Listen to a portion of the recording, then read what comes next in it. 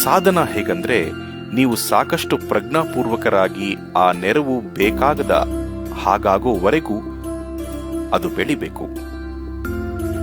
ಸಾಧನ ನೀವು ಇವತ್ ಮಾಡಿದ್ರಿ, ನಾಳೆ ಮಾಡ್ಲಿಲ್ಲ, ನಾಡಿದ್ದು ಮತ್ತೆ ಮಾಡಿದ್ರಿ, ಅದನ್ನೆಲ್ಲ ಲೆಕ್ಕ ಹಾಕಿ 40 ದಿನ ಮಾಡಿದ್ದೀನಿ ಅನ್ನೋದಲ್ಲ.